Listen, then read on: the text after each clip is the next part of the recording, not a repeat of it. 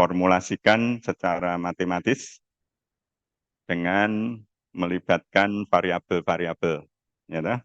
Variabelnya bisa displacement, bisa gaya dalam, momen, gaya aksial, dan sebagainya. Lalu hubungan antar variabel itu kita formulasikan menjadi persamaan matematis. Oke? Nah, persamaan yang kita punyai di bidang engineering itu tidak sederhana biasanya, sehingga selalu dalam bentuk persamaan diferensial. Ya, kan? Nah, mungkin kalau kita belajar persamaan diferensial di matematik sana, hanya dibahas persamaan seperti ini, tapi real fisiknya kayak apa belum tentu nyambung. Nah, di sini kita asuh sendiri supaya nyambung antara masalah kita dengan matematik atau kalkulus atau persamaan diferensial yang nanti kita hadapi dan harus disolusikan. Jadi setiap persamaan itu mengandung variabel. Ya. Variabelnya bisa hanya satu, variabel X misalnya, atau lebih dari satu, dan kebanyakan kita menghadapi karena nanti struktur teknik sipil itu 3 dimensi, ya paling tidak ada variabel X, Y, dan Z yang merepresentasikan ruang. Lalu ada variabel waktu kalau itu dynamic. Jadi paling enggak kita nanti ketemu dengan 4 dimensi. Ya, 3 itu ruang, satunya waktu. Itu kalau mau lengkap. Oke, kita mulai dengan pendahuluan. Di bagian pertama mungkin sudah dibahas solusi kalau kita sudah punya persamaan diferensial dari permasalahan teknik sipil, solusinya bisa beraneka ragam. Salah satunya solusi analytical. Itu kita betul-betul penyelesaiannya secara matematis, analitis, seperti yang dipelajari di Departemen Matematik sana. Kita punya persamaan diferensial, kita punya kondisi batas, boundary condition atau initial condition kalau dia dinamik, kita upayakan solusinya. Nah itu kalau murni melalui teori-teori samaan diferensial dan solusinya itu kita beri nama analytical solution ya. Nanti prakteknya analytical solution itu kita punya, tapi masalahnya relatif sederhana. Nah, nanti kalau masalah kita sudah 2 dimensi, 3 dimensi, apalagi dynamic, tidak mungkin lagi menggunakan analytical solution. Jadi kita upayakan melalui numerical, ya, numerical solution.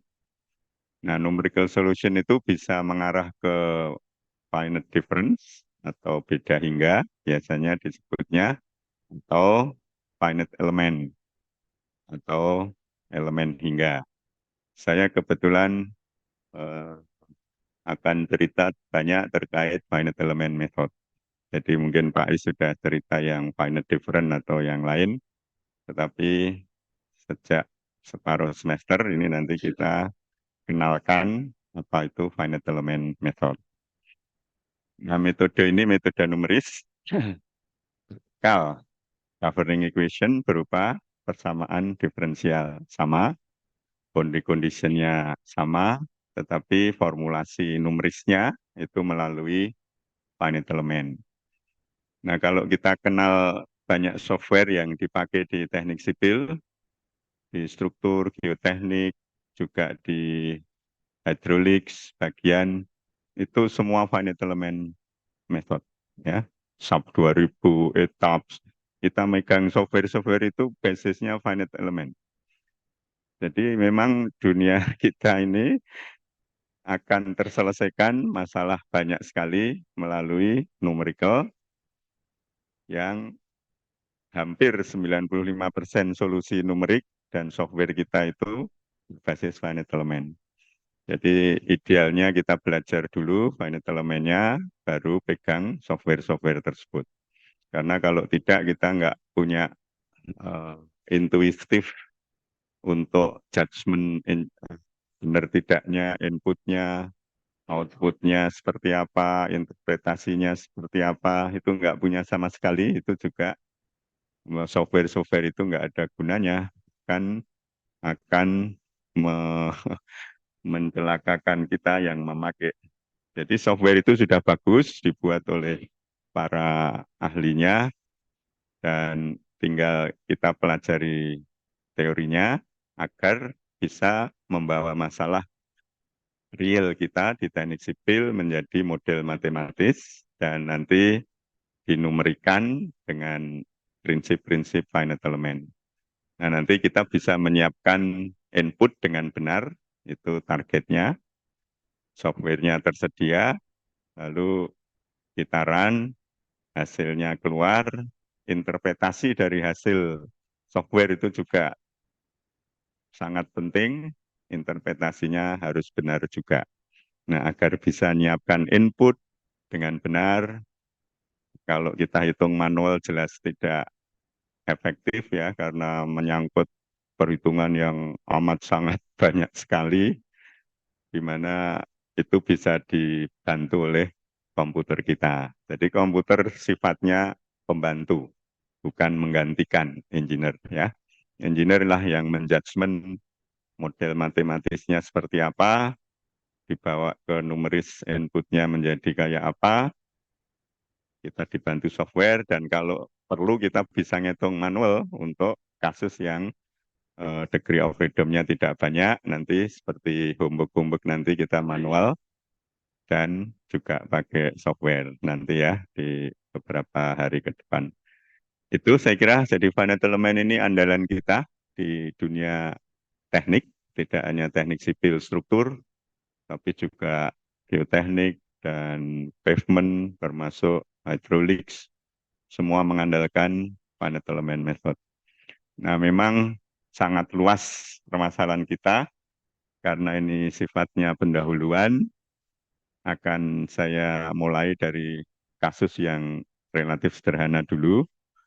Kelanjutan kelas ini nanti ada di semester depan, ya, metode matriks, analisis struktur metode matriks, itu numerical, kita dibantu software nanti, tapi homework-homework nanti saya juga selalu pakai manual dulu, dan sekalian kalau sudah di run di software gitu ya, supaya kita tahu dan bisa merasakan software itu membantu kita di mana sih sebenarnya ya. Jadi input harus benar, interpretasi output harus sesuai dengan teori-teori yang ada. Jadi nanti kelanjutan kelas ini semester depan nanti saya sus juga, judulnya metode analisis struktur metode matriks. Lalu nanti kelanjutannya lagi di semester 7, saat ini sedang berlangsung, itu khusus metode elemen hingga. Ya, saya kira nanti semua software yang kita punyai basisnya ada di finite element method. Saya kira itu, dan masalah yang sangat kompleks pun bisa terselesaikan melalui metode elemen hingga. Ini ada ketua kelasnya, mana? Mana ini titip print out dari PowerPoint. Nanti boleh di copy, silahkan.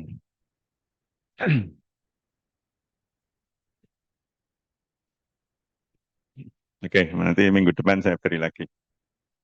Ya, oke, kita mulai pendahuluannya. Jadi kebetulan saya mengisi aspek struktur karena bahaya di bidang struktur ya. Sementara bidang-bidang geoteknik, pavement saya cakup juga. Yang keairan mungkin sudah habis kemarin, lebih banyak ke finite difference barangkali. Tapi yang selebihnya dari keairan itu mengandalkan sekali finite element ini. Nah, yang kita punya masalah di teknik sipil, mestinya sejak semester 1 kita sudah belajar masalah struktur berupa balok sederhana, yaitu BIM. Jadi di situ ada balok yang kita analisis secara analytical waktu itu, tumpuannya supaya stabil minimum sendirol sudah dipelajari dengan beban pusat, beban terbagi rata, beban yang tidak terbagi rata, sudah dipelajari di semester 1 dan 2 barangkali. Itu kita sebut saja teori balok, ya, BIM teori. Kemudian di semester 3 atau 4 gitu sudah dikenalkan struktur frame atau rangka yang sehari-hari kita temui ini. Tapi solusinya juga masih analytical solution. Nah, karena masih analytical solution, strukturnya juga sederhana-sederhana, frame juga 2 dimensi gitu. Padahal kenyataannya 3 dimensi semua. Dan itu minta nanti kita lari ke finite element itu, ya. Kalau strukturnya masih balok satu saja, tumpuan simply supported, itu analytical masih jalan. Kita hitung reaksinya, gaya dalamnya, ada bidang apa namanya, garis elastiknya, ada bending moment diagram, shear force diagram, normal force, torsional itu masih tertangani oleh analytical solution. Tapi kalau kita nanti beralih ke balok menerus, balok menerus itu bentangnya lebih dari satu, mungkin bisa 2, bisa 3, begitu. Tapi masih balok sistemnya, kita sudah mulai agak kesulitan melakukannya secara analitikal. Tapi secara numeris nanti nggak ada bedanya melakukan analisis satu bentang sama multispan dengan cara yang serupa dan bisa dibantu nanti dengan hitungannya oleh komputer. Jadi itu masalah BIM yang paling sederhana di teknik sipil. Sehari-hari teori balok itu aplikasinya ya menjadi gelagar jembatan yang satu bentang tadi ya. Mungkin dia jejer beberapa gelagar atau girder yang dipasang. Di atasnya ada slab untuk kendaraan yang lewat. Tapi intinya balok.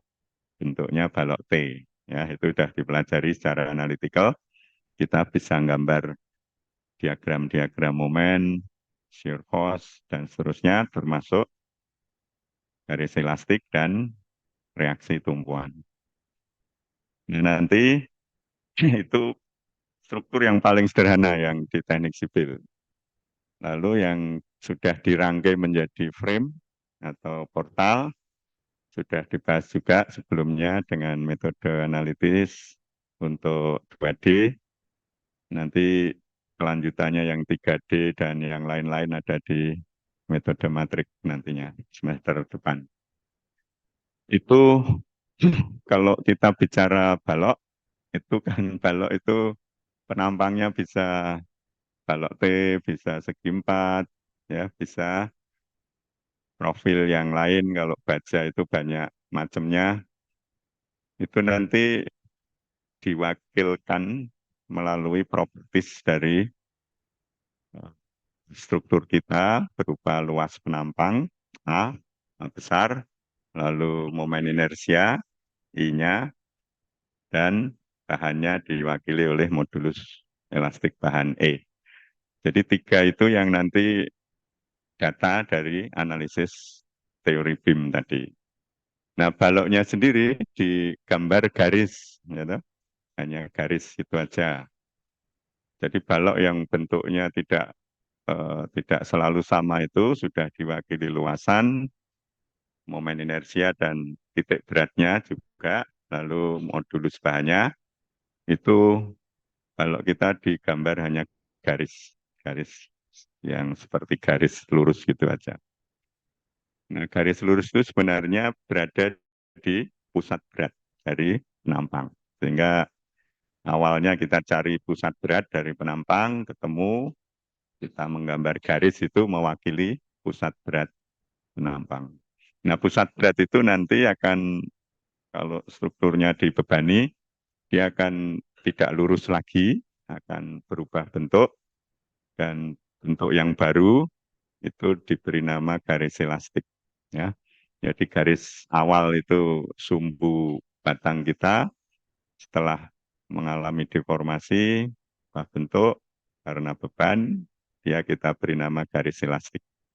Bersamaan garis elastik itu sudah bisa diselesaikan melalui analytical solution untuk struktur yang simple beam misalnya. Saya kira itu sekilas review yang sudah dipelajari. Kita juga punya struktur rangka batang yang truss. Sudah dibahas juga dengan cara analytical yang sambungan antar elemennya berupa sendi. Ya, toh? Seperti kita banyak pakai di jembatan, di kuda-kuda itu truss 2D. Nah, frame 2D itu serupa tapi sambungannya rigid antar ujung elemen. Nah, untuk yang 2D dan struktur sederhana, solusi analitisnya sudah dibahas, tapi tidak bisa diekspan ke 3 dimensi. Kalau kebutuhan kita 3 dimensi. Itulah nanti finite element ini akan peran sangat besar dalam melanjutkan ke struktur-struktur yang lebih kompleks. Truss 3D, frame 3D, dan sejenisnya nanti akan bisa diekspan ke 3D, bahkan dinamik, nanti dengan teori entanglement ini. Nah, yang kedua, itu nanti struktur yang diwakili garis-garis itu kita beri nama idealisasi 1 dimensi, karena hanya garis. Kita lihat elemennya, pembentuk struktur itu garis ya. Tadi frame, kolomnya garis, baloknya garis gitu. Itu nanti di kelompok finite element kita kenal sebagai idealisasi 1 dimensi. Kenapa namanya 1D? Karena elemen itu hanya diwakili garis. Perkara nanti dibentuk jadi truss, jadi frame itu ada kelanjutannya, tetapi elemen pembentuk struktur itu berupa garis. Makanya diberi nama 1 dimensi. Dan apa yang terjadi di sepanjang elemen garis itu bisa displacementnya, bisa rotasi, bisa momen, bisa shear, bisa axial force. Itu nanti seperti kita menggambar diagram itu, bervariasi panjang X, di mana X adalah garis yang merepresentasikan elemen tadi. Itu saya kira itu kelompok pertama.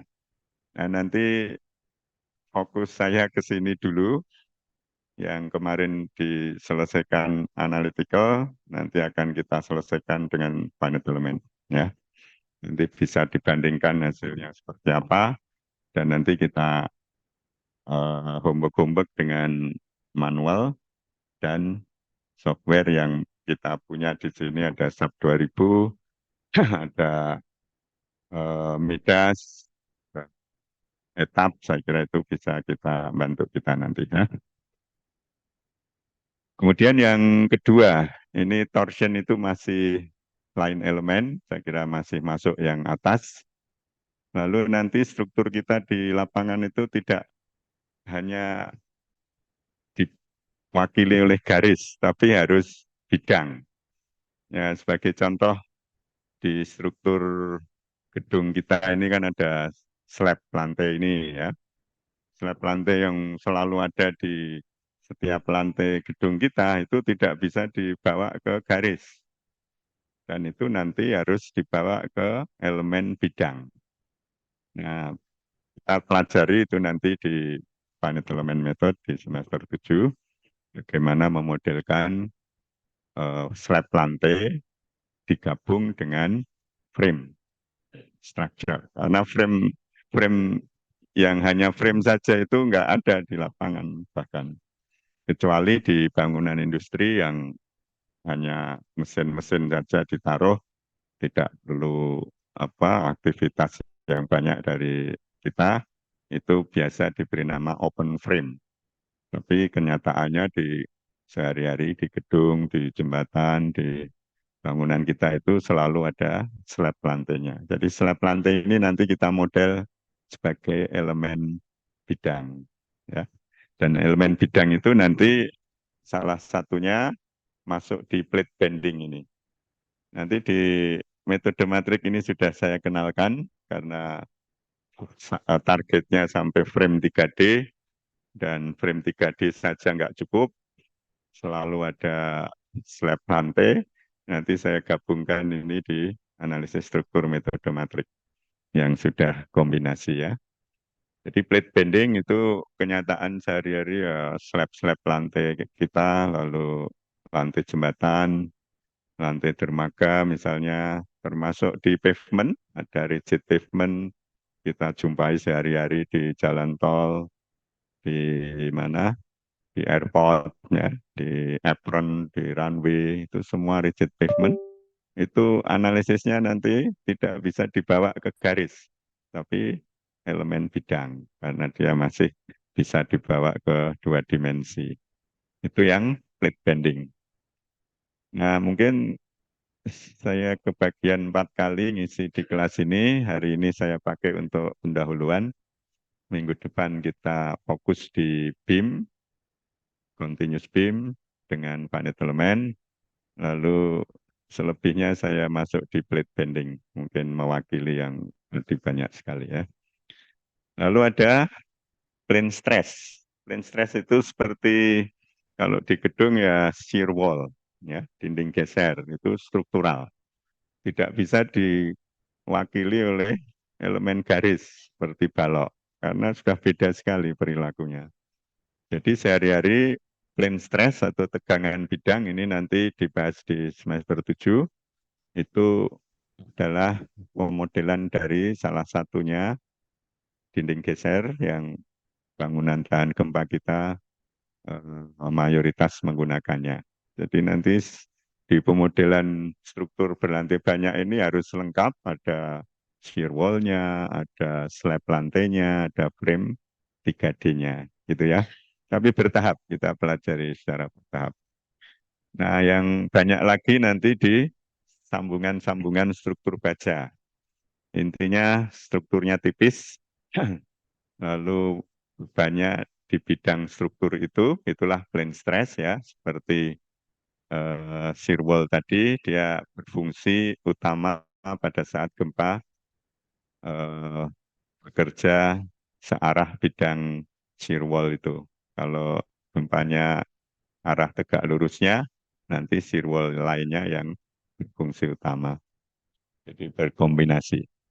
Kemudian yang plane strain, yang ketiga ini banyak dijumpai di masalah apa bendungan, masalah tunnel ya.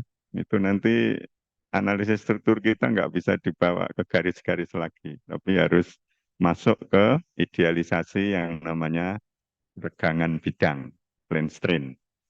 Plane stress tadi, yang ini plane strain ya. Tunnel kita punya banyak sekali sekarang, dan ke depan banyak tunnel akan kita bangun. Ini sedang kita buat tunnel antara Bawen ke Jogja, jalan tol, nanti ada twin tunnel di sekitar Ambarawa masuk ke gunung itu. Ya, tunnel yang sudah kita punyai banyak, misalnya sudah pernah naik MRT di Jakarta, itu MRT itu tunnel, struktur tunnel, ada lining konkritnya, ada di dalam tanah.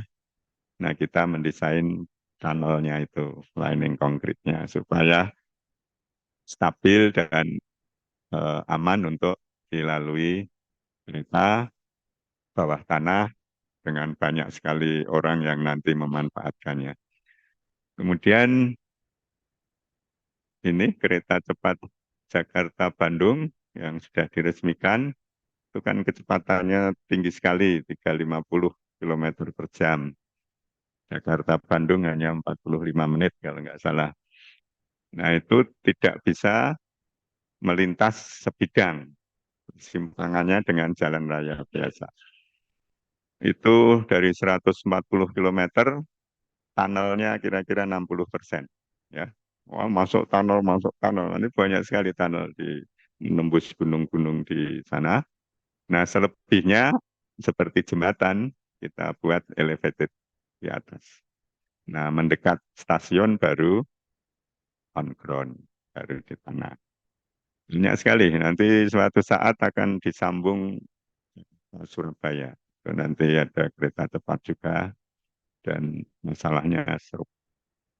Jadi tunnel banyak kita hadapi. Ini kereta api yang double track itu juga harus buat tunnel-tunnel baru, melengkapi yang mungkin sudah ada. Di yang baru ini kita bantu juga waktu itu di sekitar Terowongan Ijo yang dulu buatan Belanda itu kita buat baru untuk double tracknya.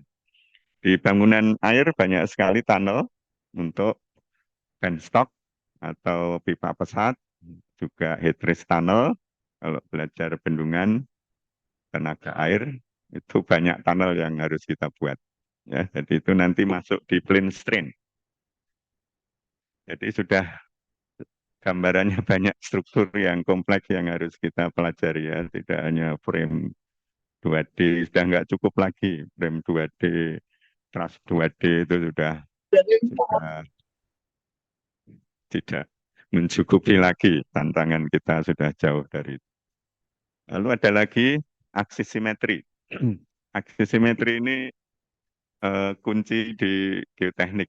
Kita mendesain fondasi, jadi strukturnya itu nanti ada sumbu set, sumbu vertikal sebagai sumbu simetri. Kolom misalnya ada beban, momen, vertikal, dilanjut ke telapak fondasinya, disalur ke tanah, sampai kedalaman berapa tanah itu terpengaruh, berapa tegangan di lapis tanah 1, 2, 3 itu aksi simetri nanti. Jadi itu banyak mewarnai di geoteknik dalam perancangan fondasi, juga di transport.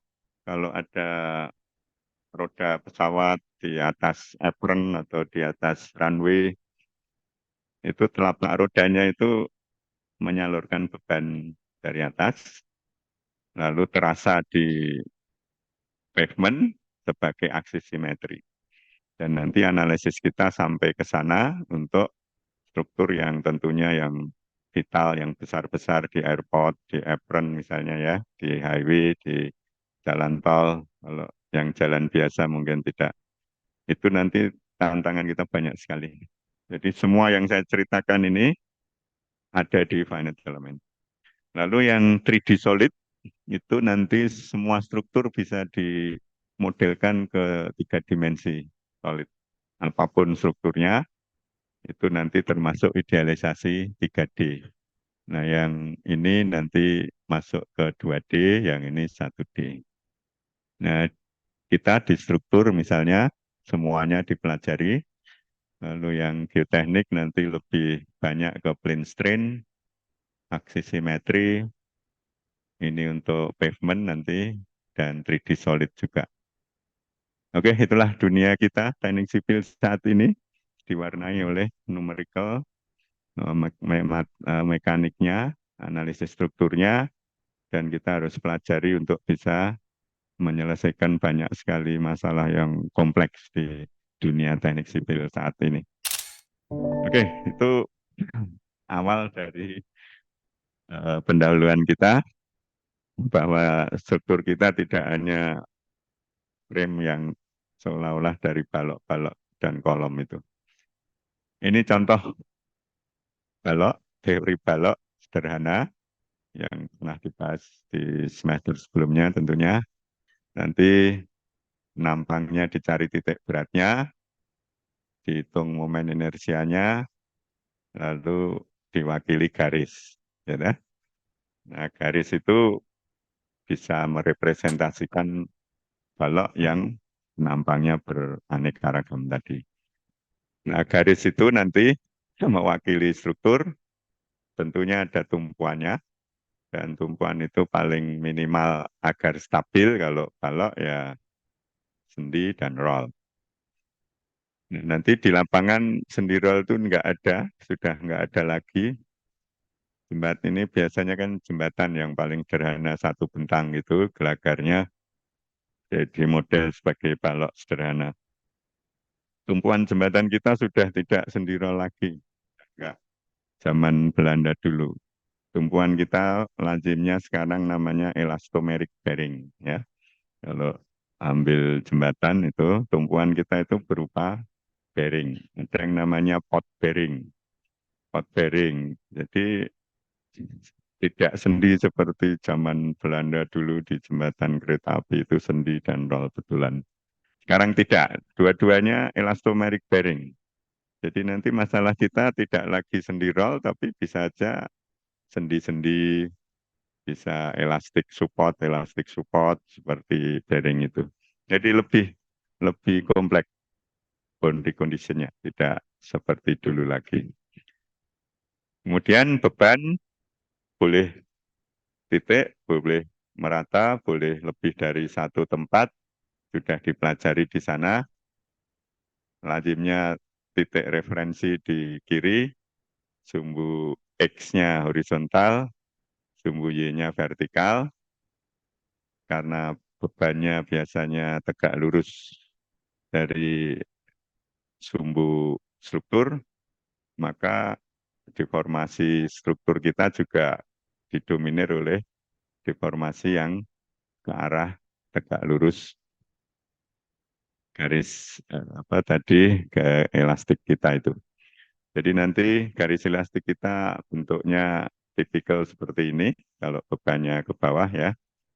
Dan analisis struktur itu pertama menghitung reaksi, yang kedua menghitung ini bentuk dari garis elastik supaya kita bisa menghitung lendutan di semua tempat. Lalu gaya dalamnya ada momen, ada gaya lintang. Di setiap titik kita hitung untuk bisa menggambar diagram momen, diagram gaya lintang, dan seterusnya. Itu target analisis struktur yang kita perlukan. Nanti ini sudah dibahas di semester sebelumnya secara analytical, nanti kita solusikan secara numerik melalui finite element. Ya, ini target kita nanti di kelas ini untuk pengenalan finite elementnya. Nanti hitungannya pakai manual saja dulu dan SAP 2000 nanti dibandingkan sendiri hasilnya mulai dari lendutan, mulai dari gaya dalam, diagram momen, semua akan bisa dikerjakan secara numeris. Nah, nanti disambung dengan continuous span seperti ini. Mungkin yang continuous span ini banyak jembatan juga yang bentangnya lebih dari satu karena ini lebih hemat, lebih kaku, dan lebih efektif juga selama kita bisa membangun pilar-pilar atau pier di yang kita jembatani tadi. Jadi ini nanti kita bahas juga, mungkin secara analytical ini mungkin agak sederhana solusinya, tapi secara numeris finite element nanti baik satu bentang maupun multi bentang nggak ada bedanya. Nanti software yang sudah dikemas itu tidak berbeda bagaimana menangani yang single span maupun multi span. Jadi banyak sekali keuntungan finite element nanti. Kalau analytical ini memerlukan formulasi yang cukup cukup tidak sederhana solusinya. Kalau yang satu bentang ini masih terselesaikan secara analitis dengan relatif mudah. Tapi begitu multi itu nanti tidak sederhana lagi. Oke, itu target kita nanti membahas BIM yang nanti bisa sampai ke multispan ini. Nah, nanti teori BIM ini juga bisa dibentuk nyambung-menyambung seperti frame ini. Tapi masih 2D ya. Nah, sambungannya antara ujung elemen ini nanti rigid, monolit, Fondasi bisa monolit, nanti disesuaikan kondisi batasnya. Baloknya monolit di ujung-ujungnya dengan kolom. Kalau di beton kita tulangannya juga saling terkait dan ngecornya juga itu jadi satu kesatuan sehingga itu menjadi rigid connection. Bisa juga disambung secara sendi nanti membentuk truss atau rangka batang. Oke, nanti yang frame dan truss 2D dan 3D itu kita bahas di semester depan. Ya, secara finite element tuntas nanti sampai frame 3D dan truss 3D. Kemudian yang ini saya kira yang truss nanti ya. Nanti elemennya juga garis-garis, bentuk penampangnya bisa macam-macam, diwakili luas penampang dan momen inersianya juga, modulus bahannya juga, tapi sambungan di ujungnya sendi. Ini juga sudah pernah dianalisis dengan cara analytical, yang truss 2D. Nanti ini kita modelkan di semester depan untuk elemen yang sebanyak apapun nanti teorinya kita bahas di sana dan aplikasinya. Untuk frame, nanti kita beri nama frame 2D, bentuknya boleh sembarang selama masih dalam bidang, sambungannya antara elemen berupa rigid. Kalau ini berupa sendi. Oke, ini tipe struktur yang mungkin sudah pernah dikenal sampai semester 5, yaitu balok simple span, multi span nanti kita bawa, lalu truss, dan frame 2D. Bedanya frame dan truss, karena ini disambung sendi, sendi kan tidak bisa menahan momen, sehingga nanti shear-nya juga tidak muncul. Elemen ini nanti hanya mengalami gaya aksial, tarik atau tekan, ya, selama bebannya dipasang di titik hole atau titik nodalnya. Kalau bebannya tidak dipasang di titik-titik nodal ini, nanti elemen yang dibebani tidak di nodal itu akan seperti balok. Ada kayak ada momen, ada shear-nya yang membuat truss kita tidak efektif lagi. Nah, nanti hari ini saya ingin mengenalkan tipe struktur dan persamaan diferensialnya seperti apa. Supaya nanti solusi numeriknya kita punya dasar yang kuat berupa persamaan diferensial. Oke, ini beam, lalu continuous beam nanti, dan ini yang truss, elemennya hanya gaya aksial tarik atau tekan. Kalau frame ini nanti ada gaya aksialnya juga, ada momen dan ada shear-nya, karena dihubungkannya secara rigid. Oke, ini topik yang meningkat lebih tinggi. Dan yang 2D, yang tadi saya beri gambaran berupa struktur yang seperti shear wall, ini gambarnya kebetulan ada di bawah nanti. Terus strukturnya tipis, seperti dinding struktur shear wall kita. Bentuknya boleh sembarang, bebannya dalam bidang struktur itu, kalau shear wall ya beban gempa nanti, dan beban sendirinya maupun beban vertikalnya. Ini nanti termasuk tegangan bidang. Nanti dibahas di semester 7 di finite element. Kita punya balok tinggi, juga tipis seperti ini, banyak sebidang. Ini banyak dijumpai di industrial building, balok-balok tinggi ini. Dilubang-lubangi seperti yang bawah ini. Bentuknya juga bisa sembarang. Ini mungkin gambaran dari struktur plane stress.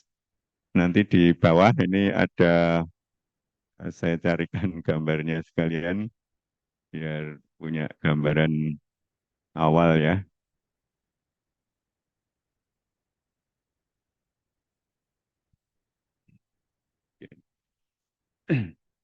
Nah ini adalah gambar shear wall yang nanti pemodelan kita menggunakan elemen bidang 2D dan masuk kategori struktur tipis, bebannya sedang dengan struktur, ini termasuk plane stress. Ya, nanti masuk di finite element meter 7.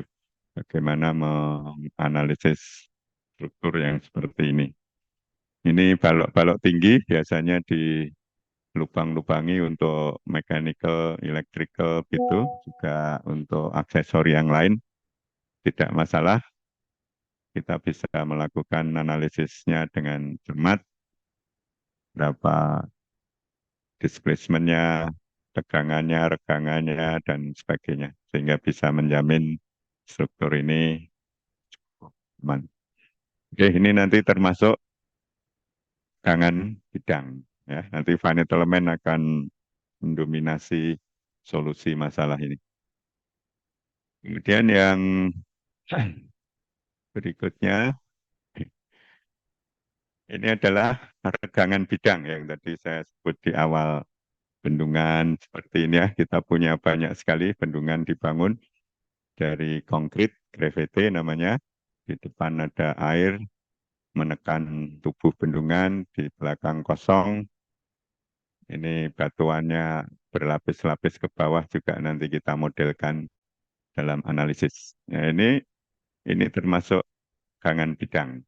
Lalu materialnya bisa beton, bisa rockfill biasanya atau earthfill, nggak masalah. Itu hanyalah properties dari material yang nanti mewarnai hitungan-hitungan lanjutan. Ini kalau di gambar lebih jelas, ini depannya, ini belakangnya. Ini nanti solusinya melalui finite element semua. Tunnel seperti tadi, ini juga serupa dan bisa dibawa ke idealisasi regangan bidang, lalu diselesaikan dengan finite element. Nanti kita kenali differential equation-nya. Ini sudah saya siapkan samaannya di sebelah kanannya, tapi nanti ceritanya belakangan ya. Jadi ini idealisasi plane strain, yang sebelumnya tadi plane stress, sebelumnya lagi tadi frame dan truss itu lain elemen. Nah ini yang lanjutannya, plate bending. Plate bending itu plat lentur, bahasa Indonesianya kita jumpai di setiap lantai bangunan bertingkat, di jembatan juga, di pavement tadi, kita punya struktur yang tipis, lalu ada tumpuan di sekelilingnya, bisa jepit, bisa tumpuan sederhana, bisa tidak ditumpu, artinya bebas, tumpuannya tidak ada, kombinasinya bisa dimainkan di sisi-sisinya, lalu bebannya biasanya tegak lurus terhadap bidang plat kita ini. Seperti yang kita injak di lantai 2 kita ini nanti. Itu nanti masalahnya kita punya bidang datar. Kalau di balok tadi namanya garis yang mewakili balok tadi, kalau ini plat ini diwakili bidang datar yang bidang tipis yang berada di tengah-tengahnya bal plat. Lalu kalau balok tadi hanya tumpuannya kiri kanan dibebani, dia akan mengalami garis elastik seperti yang terlihat di sini. Nah, untuk plat ini karena tumpuannya juga ke arah satunya, dia juga mengalami garis elastik lain yang tegak lurus berhadap yang pertama. Nah, akhirnya membentuk yang namanya bidang elastik, bukan garis elastik, tapi bidang elastik. Bidang elastik itu nanti tidak rata lagi. Kalau plat kita dibebani, tergantung tumpuannya, itu nanti akan berdeformasi.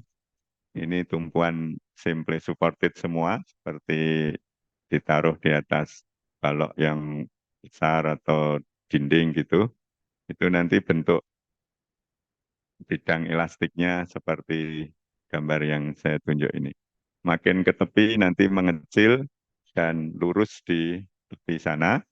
Ini makin ke arah sini juga mengecil displacement-nya, tapi bentuknya mirip. Akhirnya lurus ke arah sini juga sama. Nanti membentuk bidang plat yang sudah melengkung, itu yang kita cari persamaan bidang elastiknya. Kemudian di situ ada momen yang tidak hanya satu, tapi momennya nanti tiga. Namanya MX, kalau balok kan hanya satu momennya. Di plat kita ini ada tiga momen. Namanya MX, MY, dan MXY. MXY itu momen puntir. Di plat kita selalu ada tiga itu. Kalau di balok ada gaya lintang, kita juga punya gaya lintang di penampang yang arah X, penampang slab yang arah Y, nanti ada gaya lintang masing-masing. Jadi kedua arah itu mirip balok, tetapi ini menjadi satu kesatuan.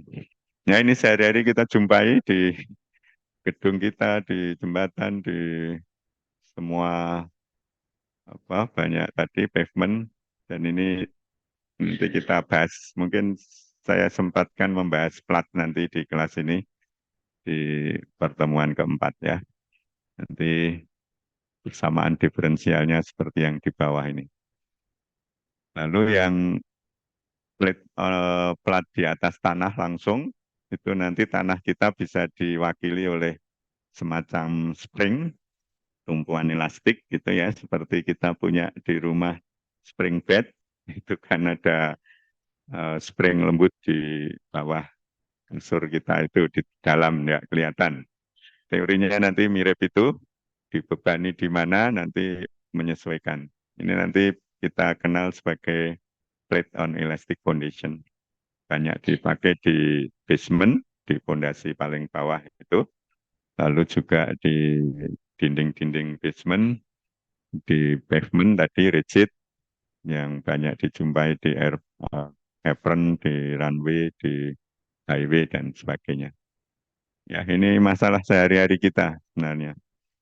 Jadi itu sudah plate bending, punya gambaran ya, lalu plane strain, plane stress, dan yang one dimensional tadi.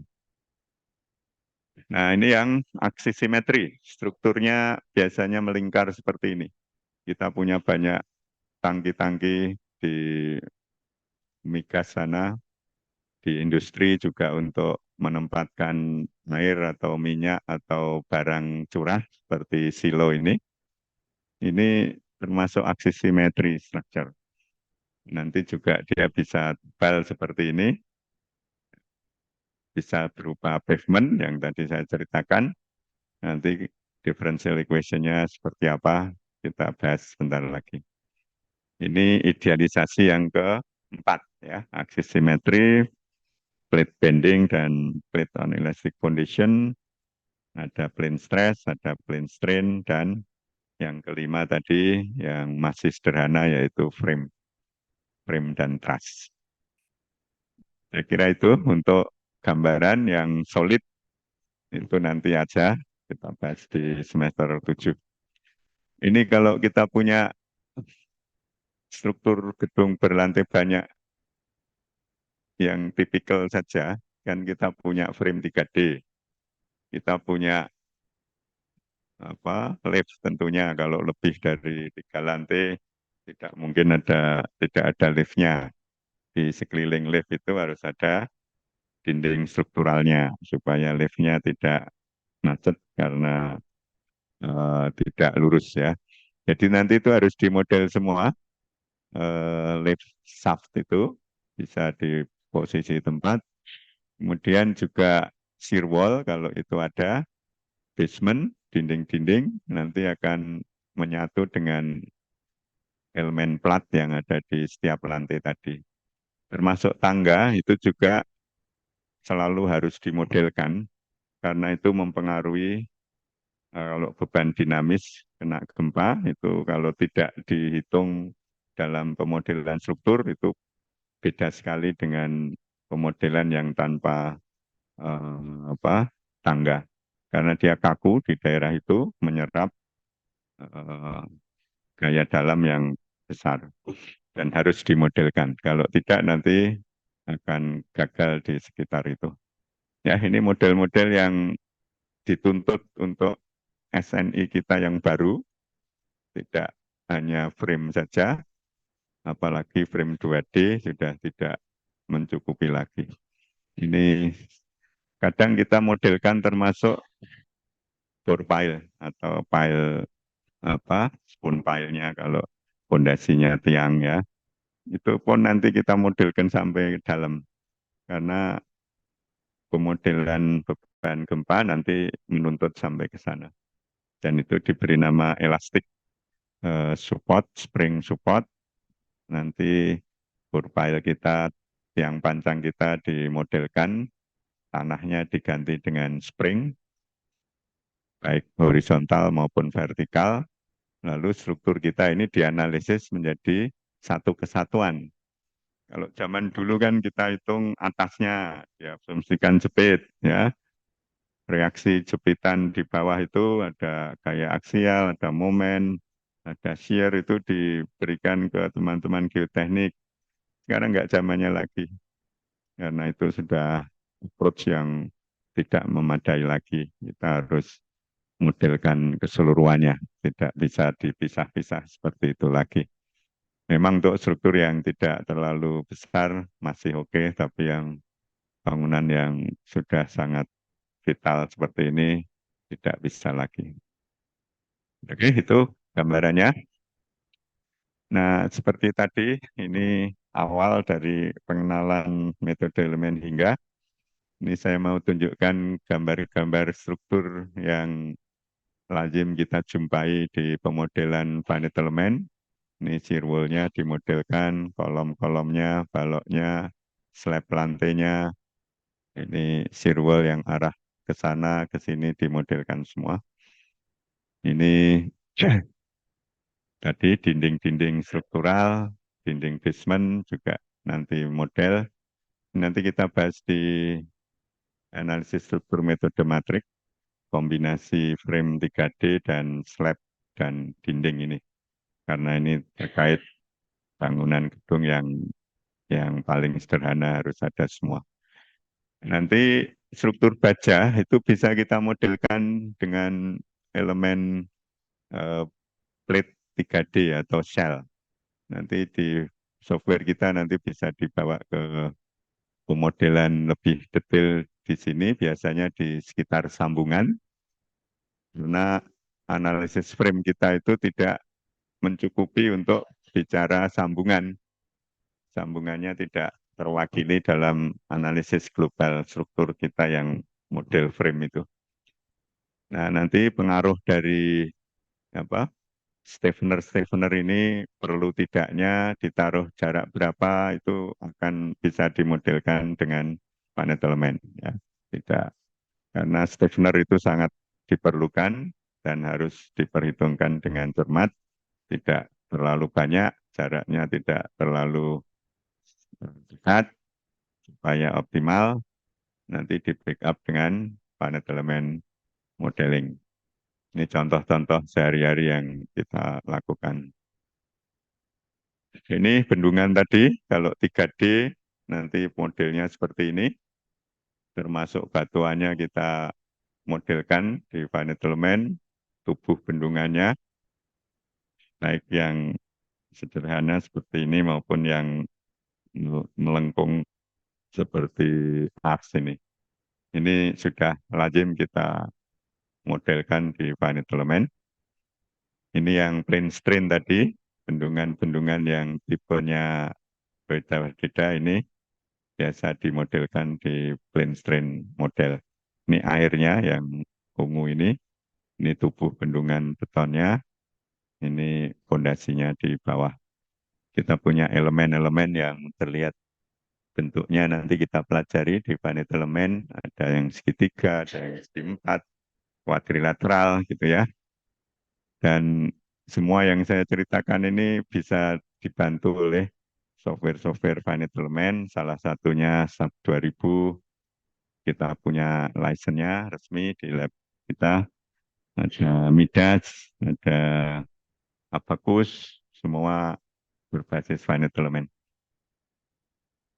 Ini contoh yang lebih rumit, jembatan yang pakai kabel, ini kabel main kabelnya kita modelkan, klemnya juga, penggantungnya sampai hangernya, ini bisa kita modelkan dan pendetilan ini selalu diminta dalam rancangan struktur yang bentang-bentang panjang untuk memastikan sambungan ini mampu mendukung transfer gaya dari kabel ke hanger. Ya, ini tidak mungkin terselesaikan dengan analytical method. Ini sehari-hari kita banyak membuat box girder dari beton prategang misalnya. Bentuknya seperti ini sudah nggak bisa lagi dimodel sebagai balok karena di sini ada sirip-siripnya dan ada kelengkapan lain yang tidak bisa disederhanakan menjadi garis ya. Nanti ini biasa kita lakukan untuk pemodelan jembatan-jembatan box girder namanya. Bisa dari baja, dari balok atau komposit, lantainya dari beton, dicor di atas, ini girdernya yang bentuk U disiapkan dari bawah. Hampir semua jembatan elevated toll road kita pakai model seperti ini. Ini tadi yang shear wall sudah dibahas. Ini bendungan-bendungan yang bentuknya juga ada yang pintu air, ada yang bagian belakangnya seperti ini untuk guide dari airnya, batuannya. Ini nanti kita model sebagai solid elemen. Ini struktur gedung kita ini juga dimodelkan lengkap, baik slab, balok-balok maupun kolom dan ini sampai ke bagian fondasi terbawahnya. Ini juga finite element method, struktur baja yang berupa kolom, balok, dan kita bisa optimalkan di sambungan nanti juga finite element. Ini balok tinggi yang tadi, ada lubang-lubangnya kita modelkan semuanya. Ini tulangan yang nanti juga bisa diinputkan di dalam model kita. Nah ini gedung kita minimal ada shear wall-nya, ada slab lantai, ada apa namanya basement. Ini di SNI kita yang baru harus dimodelkan semua, ya tidak bisa tidak lagi. Ada persyaratan diafragma di lantai-lantai pokoknya, nanti harus terjamin beban gempa di setiap lantai itu tersalur ke sistem rangka pemikul momen kita. Ini SNI kita mengharuskan kita belajar sampai diafragma, shear wall, dan semuanya ini. Ini pemodelan finite element yang mewakili elemen-elemen tadi. Saya kira ini di basement banyak sekali struktur dinding, struktural yang harus dimodelkan. Kemudian ini serupa, saya kira yang tadi ya. Nah ini kalau mau lebih lokal, sayap dari struktur baja kita, badannya dan sebagainya nanti bisa dianalisis cermat dengan magnet elemen. Termasuk struktur yang sudah cacat, ada korosi misalnya, ini banyak dijumpai di offshore structure, di bangunan lepas pantai itu, karena tidak mungkin melindungi dari korosi secara total, biasanya terjadi lubang-lubang dan kita lakukan evaluasi, assessment, apakah struktur itu mampu digunakan lanjut atau harus di repair dulu atau harus di apa, robohkan sekalian. Ini tunnel tadi, pemodelan tunnel-tunnel yang kita lakukan bisa sampai seperti ini pada saat construction supaya tidak runtuh pengeboran tunnelnya maupun pada saat sudah operasi ya untuk kereta api atau untuk jalan tol dan sebagainya. Ini pemodelan tunnel. Ini pemodelan pavement. Jadi pavement itu tidak lagi seperti zaman dulu pakai grafik-grafik, ditarik sana ketemu tebal slab. Nggak cukup saat ini ya. Harus di model terutama yang airport, di runway, apron itu harus modelnya sampai ke planet element seperti ini. Karena kita bisa mensimulasikan beban rodanya padanya sesuai dengan yang nanti terjadi di lapangan. Ini di Soekarno-Hatta, kita modelkan pavementnya, pesawatnya terberat Boeing 777 itu 777, rodanya ada 6. Nah ini kalau pendekatan klasik kan rodanya diasumsikan satu single wheel. Nah ini sudah nggak zamannya lagi ya. Ban roda itu ya apa rodanya kita modelkan apa adanya. Ini kita membantu pemodelan di Soekarno-Hatta Airport, di air apron maupun di runway dengan model-model yang ini. Ini tadi sudah firewall. Nah, nanti yang 3 dimensi itu elemennya bentuknya bisa seperti tahu-tahu ini, namanya rectangular solid element, 8 nodal. Ada yang bentuknya seperti ini tetrahedral namanya ya. Ada tetra itu 4, sisinya ada 4, namanya tetrahedral. Ini nanti kalau bentuk struktur kita tidak sederhana, elemen ini sangat membantu untuk bisa kita bagi-bagi kecil-kecil dengan elemen tetrahedral ini. Ini nodalnya 4, kita beri notasi T4. Ada yang bentuknya nanti segitiga, berupa seperti prisma. Ini solid semua ya ini, solid elemen. Untuk nanti pentahedral, penta itu 5. Ini sisinya ada 1, 2, 3, 4, 5. 6 nodal ya, P6. Lalu ini yang bentuknya seperti rectangular solid tapi tidak teratur, nanti diberi nama hexahedral solid. Ini nanti dibahas di semester 7 untuk bisa memodelkan planet elemen struktur yang kompleks sekalipun. Nanti elemen itu bisa bertingkat banyak kualitasnya. Kalau ini tadi nodalnya di setiap elemen masih sedikit, 8, 4, 6, 8 ini nanti bisa dilipatkan menjadi tiap sisi tengah-tengah sisinya ditambahin seperti ini. Seperti itu, seperti ini nanti jadi jauh lebih akurat. Elemennya sedikit tapi akurasinya sudah tinggi. Nanti 20 nodal, 10, 15, dan 20. Nanti dibahas di semester 7 di planet elemen. Bagaimana menggunakan elemen ini. Yang saya ceritakan semua ada di SAP 2000. Jadi kita kalau tahu teorinya, SAP 2000 dan sejenisnya bisa kita membantu kita dalam melakukan analisis. Kalau kita tidak belajar ya hanya pakai frame saja itu pun nggak cukup. Oke, jadi kita sudah terfasilitasi oleh software yang mengikuti perkembangan ilmu yang seperti ini.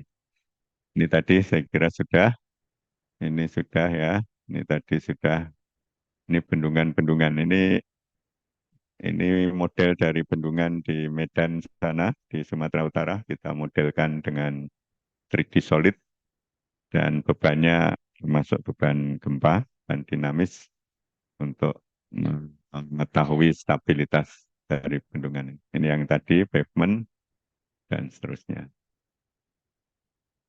Oke, saya kira pengenalan struktur dan finite element pendahuluan seperti itu. Dan sebagai gambaran awal, kita punya differential equation, ya, persamaan diferensial yang tadi mau kita tunjukkan habis ini satu persatu.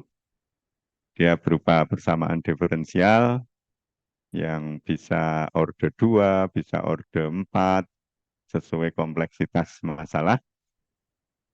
Solusinya tidak mudah secara analytical melalui formulasi finite element, persamaan diferensial yang rumit solusinya itu nanti bisa diubah menjadi solusi persamaan linear simultan. Ya, kuncinya di sana. Nah, dengan samaan linear dan simultan ini masalahnya tadi sebesar apapun matrik kita, eh, baris dan kolomnya bisa dibantu oleh komputer. Itu idenya. Nah, nanti finite elemennya kayak apa, prosedurnya, sehingga bisa mengubah persamaan diferensial menjadi samaan aljabar linear simultan yang mudah penyelesaiannya, itu nanti yang kita pelajari. Ya. Ini tool ini finite element yang paling eh, potensial, ada finite different dan lain-lain, tapi tidak se- apa seperti yang di finite element. Jadi intinya ini ya, finite element ini mengubah permasalahan persamaan diferensial yang solusinya tidak ada, tidak mampu kita, tapi masalahnya ada, menjadi solusi yang aljabar berupa persamaan linear simultan. Nah, konsekuensinya hanya satu. Nanti kalau strukturnya eh, tiga dimensi cukup rumit, kita hanya masalah metrik yang sangat besar saja. Dan saat ini komputer hardware kita sudah sangat memadai untuk penyelesaian matrik-matrik yang besar dalam solusi persamaan linear simultan. Metriknya mungkin bisa 1 juta kali 1 juta baris, 1 juta kolom lebih, ya. Kalau ditulis di kertas mungkin sampai ke Solo sana mungkin kertasnya, ya. Nggak mungkin diselesaikan secara manual kalkulator. Tapi yang matrik-matrik kecil, 5 kali 5, 10 kali 10, kan kita tahu bagaimana menginverse, mentranspos, mengalihkan matrik lain. Nanti komputer bantunya hanya seperti itu. Tapi ukurannya luar biasa besar.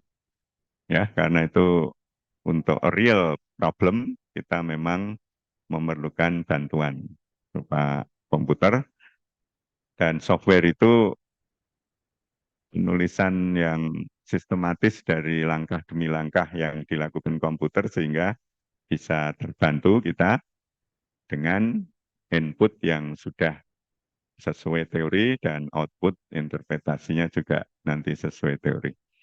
Jadi itu yang kita perlukan saat ini adalah mempelajari teorinya agar inputnya nanti benar, software siap membantu, outputnya keluar, bisa diinterpretasikan dengan benar, ya.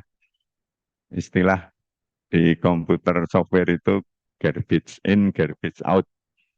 Inputnya apapun masuk ya keluar, tapi nggak ada manfaatnya. Yang keluar itu kalau inputnya juga tidak benar.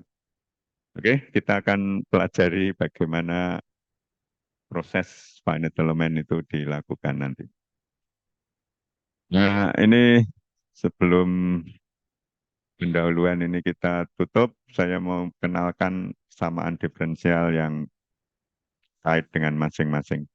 Untuk kasus ras rangka batang, baik 2D maupun 3D, sebenarnya nggak beda, karena elemennya sama. Hanya yang 2D itu dirangkai dalam bidang, yang 3D nanti dalam ruang.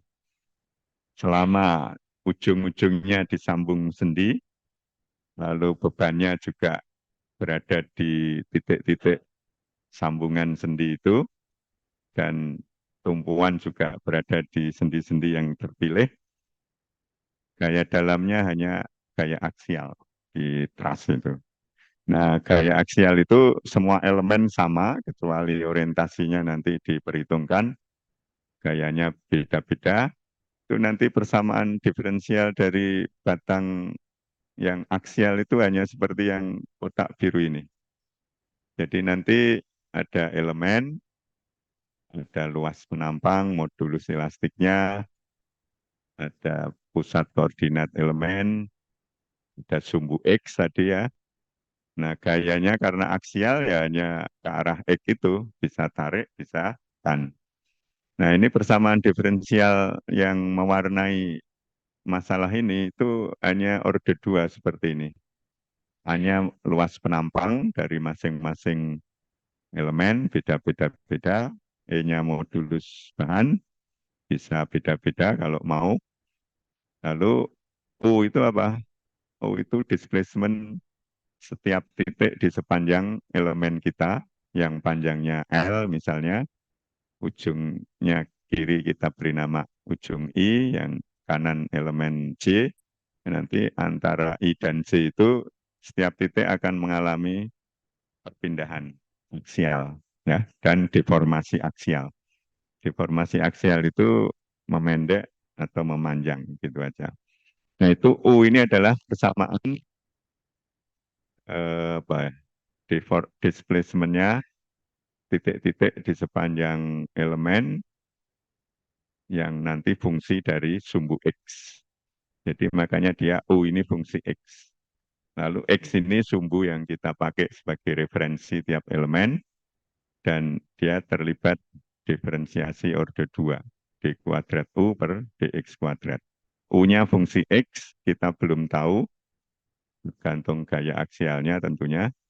Nanti B ini adalah kalau dia berupa kolom, nanti berat sendiri material kolom kita bisa masuk di B itu. Kalau tidak ada seperti itu, nanti ini dinolkan. Jadi ini persamaan diferensial elemen aksial itu hanya seperti itu, ya. Dan itu nanti kita emas di dalam multi elemen dengan persamaan-persamaan lainnya yang nanti kita gabungkan.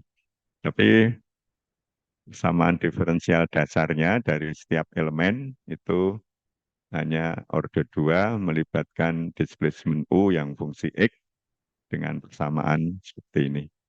Ya, kita kenali dulu masalahnya dan persamaan diferensial yang mendasarinya, meskipun tidak hanya ini persamaannya ya, tapi persamaan diferensialnya itu. Oke, yang frame tadi sudah dibahas, sambungannya rigid, sehingga di dalam elemen ada gaya aksialnya, ada momennya, ada gaya lintangnya. Nah, ini sementara persamaan diferensialnya hanya tidak melibatkan gaya aksial, jadi untuk balok-balok, kolomnya nanti kita kombinasikan dengan yang aksial sistem ini. Nanti di finite element kita dengan mudah bisa menggabung kedua permasalahan ini, sehingga balok kita di sini bisa juga mengakomodir gaya aksial, karena nanti bisa berfungsi sebagai kolom. Nah, kolom ini biasa dikenal sebagai beam kolom elemen, karena dia berupa gaya aksialnya boleh ada dan bending shear-nya boleh ada juga. Samaan balok yang tadi diwakili oleh gambar ini, X-nya itu sumbu, Y-nya itu tegak lurus ke arah vertikal, dalam hal ini displacement-nya bisa diberi nama W atau U atau V. Ini garis elastik ini persamaan dari W tadi. Garis elastik itu persamaan displacement W. Fungsi dari X. X-nya sumbu. Nanti bebannya P ini mewakili beban merata ataupun tidak merata, tidak masalah asal beban tidak merata itu ditulis sebagai fungsi X sesuai posisi titiknya, persamaannya kayak apa, nanti masuk di persamaan diferensial. Itu nanti persamaannya orde 4 seperti ini. E-nya modulus elastik, I-nya momen inersia, ini datanya kita punya.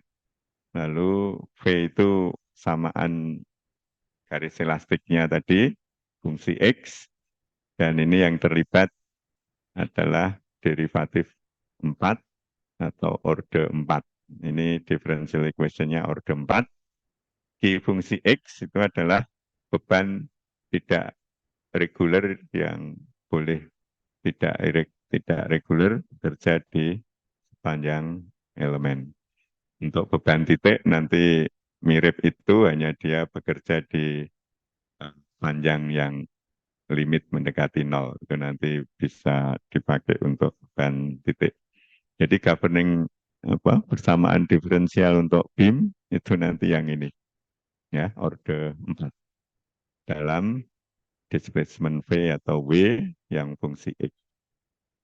Dan ini diketahui, EI diketahui, tinggal mencari jawaban dari V fungsi X-nya kayak apa. Itu yang ada di balok yang nanti kita bahas lebih lanjut. Dan nanti untuk yang multispan ini persamaannya tidak berubah, hanya kita sesuaikan dengan kondisi yang multispan nanti. Oke, persamaan diferensial sudah kita kenali. Lalu yang untuk plane stress dan plane strain ini nanti beda sedikit tergantung V-nya ini. Jadi nanti yang masalah ini kalau diformulasikan persamaan diferensialnya jadi orde 4 seperti ini. V-nya itu nanti eh, besaran yang kita evaluasi di masalah plane stress, plane strain ini. Dia fungsi X dan Y karena ini sudah bidang. Jadi turunan keempat dari V ke X itu orde 4 ya. Serupa turunannya ke Y 4 kali dan ke X 2 kali, ke Y 2 kali. Ini D pangkat 4 V per DX kuadrat DY kuadrat. Duanya ini ikutan dari formulasi yang ada. Ini nanti solusi persamaan diferensial yang seperti ini itu nanti mewarnai solusi masalah regangan dan tegangan bidang.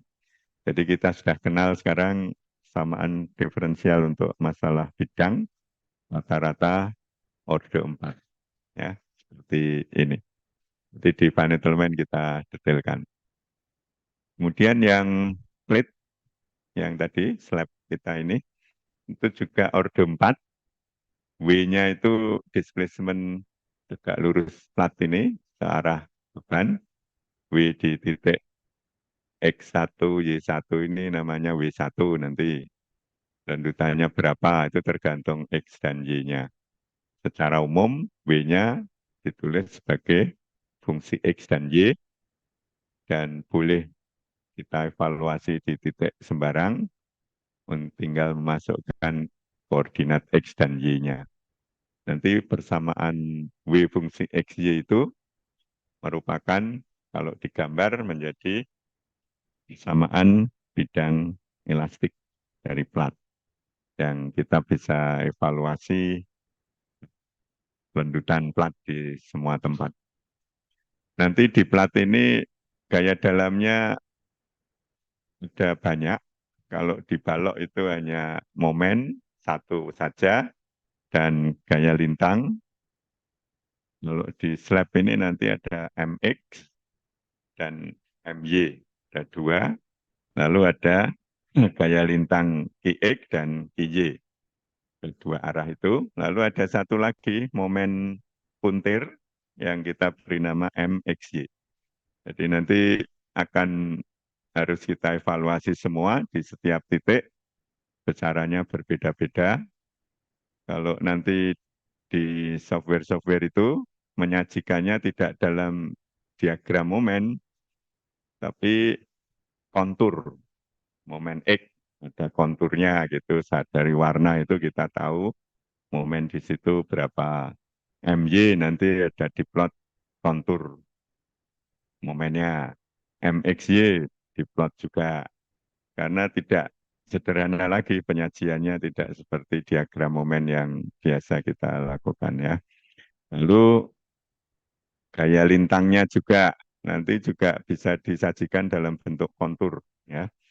Nanti SAP 2000 akan mengeluarkan kontur-kontur dari distribusi momen X, momen Y, MXY, GX, GY. Kita tinggal interpretasikan di titik mana paling ekstrim, di situ kita wakili hitungan-hitungan lanjutannya. Oke, ini persamaannya W-nya displacement, fungsi XY, X dan Y-nya koordinat. Lalu ada P itu beban yang bekerja di atas plat kita.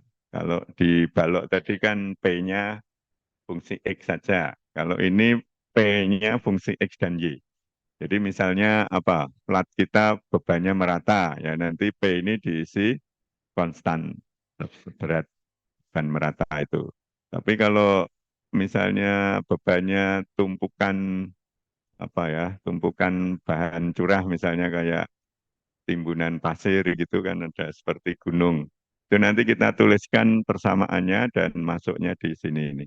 Dia fungsi X dan Y. Bisa juga bentuknya semacam piramid gitu ya. Nanti masuknya di lot ini. Nah, D ini untuk plat itu adalah koefisien stiffness-nya atau faktor stiffness. Kalau di balok kita dulu sudah diajari kalau itu kalau nilai EI-nya makin besar, E itu modulus, I-nya inersia dari penampang itu dia lebih kaku. Nah, di sini EI itu di plat disimbolkan oleh D. Ini saya belum tulis ya. D itu E kali T, T itu tebal slab pangkat 3 per 12 kali dalam kurung 1 plus nu. Nu-nya Poisson ratio. Nanti saya tambahkan di sekitar sini. Jadi D itu flexural rigidity dari plat. Yang nanti mirip EI itu. Kalau makin besar nilainya, makin kaku plat kita. Oke, nanti solusinya ini tidak sederhana juga secara analytical, meskipun bisa.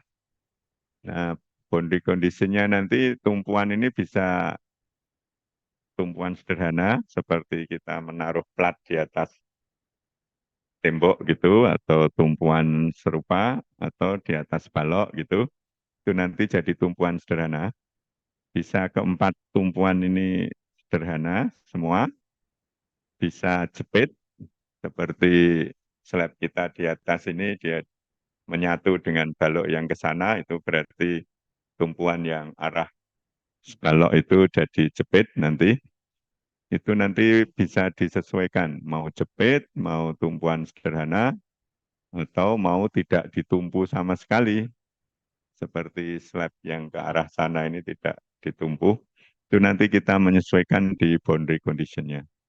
Persamaan diferensialnya tetap sama, boundary conditionnya berbeda-beda, solusinya nanti berbeda-beda juga. Oke, ini masalah plat. Lalu yang plat di atas tanah, karena tumpuannya langsung di bawah, sisi bawah dari plat, tanah itu nanti bisa direpresentasikan oleh spring, support, yang nilai dari kekakuan spring itu nanti bisa diuji di lapangan melalui pengujian plate load test atau plate bearing test ya. Di geoteknik diajari, saya kira kita ke lapangan di permukaan tanah yang mau kita ukur, kita beri loading plate lingkaran diameter 30 biasanya, tebalnya standar, lalu kita membawa truk untuk tumpuan hydraulic jack kita membebani plat, bebannya dicatat, lendutan di tengah loading plate kita catat.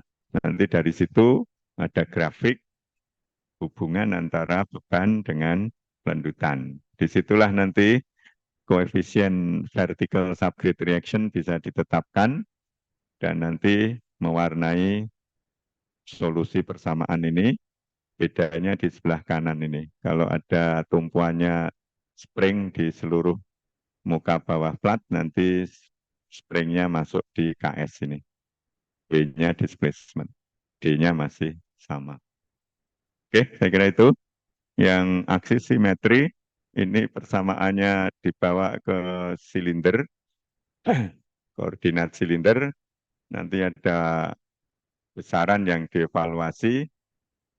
Koordinat silinder itu bukan X, Y, Z, tapi R itu radial, theta itu adalah sudut, dan Z-nya masih tetap. Jadi V nanti ini fungsi R dan fungsi Z. Nanti kalau pas membahas aksi simetri ini ada di finite element, persamaan diferensialnya ada di sini. Oke, saya kira itu dulu pendahuluannya. Nanti minggu depan saya mulai dengan masalah BIM, simple span, dan continuous.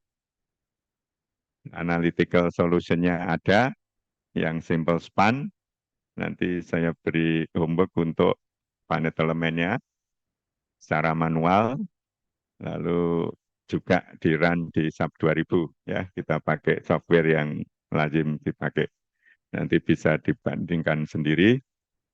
Kemudian yang continuous span nanti saya beri tugas juga karena analyticalnya agak repot, maka pakailah numerik finite element nanti ya, dan nanti solusikan dengan manual dan apa namanya SAP 2000. Jadi minggu depan mudah-mudahan teorinya tuntas, saya beri tugas continuous span dan single span. Ya, nanti homeworknya kalau saya biasanya tidak boleh terlambat karena minggu depan saya beri tugas lagi. Jadi sehari sebelum kuliah harap sudah dikumpulkan. Ya, saya kira itu. Nanti sebagian bisa dibantu Excel, hitungan manualnya, nggak masalah. Nanti tugasnya ya Excelnya dikumpulkan, nanti melalui apa email saya. Saya tulis di sini aja biar kurang.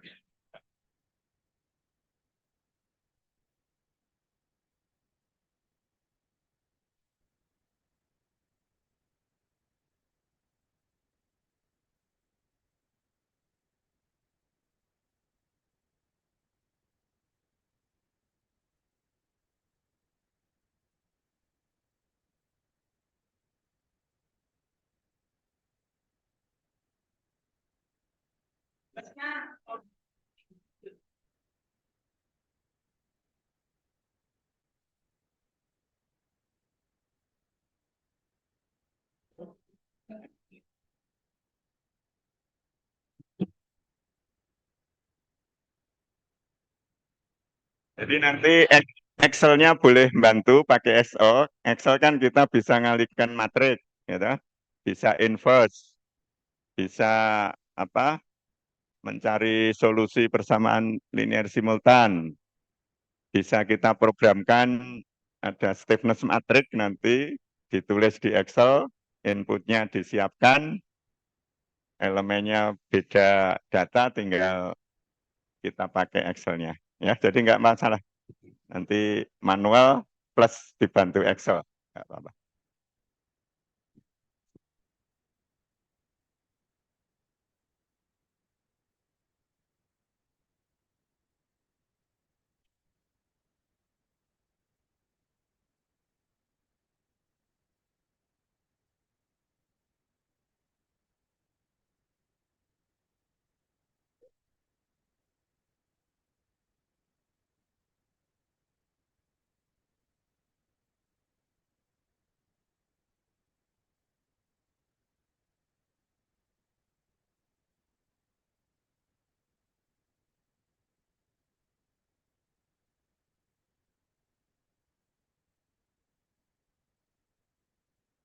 Nanti kalau ngumpulin tugas di sini, biar saya segera tahu itu homework kelas ini ya. Nanti filenya diberi nama apa? Homework apa ini? Solusi numerik persamaan diferensial. Ya, baru diberi namanya inisial nama atau nomor mahasiswa. Gitu ya, biar saya mudah untuk mengenali. Nanti kalau ini homework satu ya tulis satu, dua, dan seterusnya. Karena nanti banyak sekali homework yang masuk ke situ.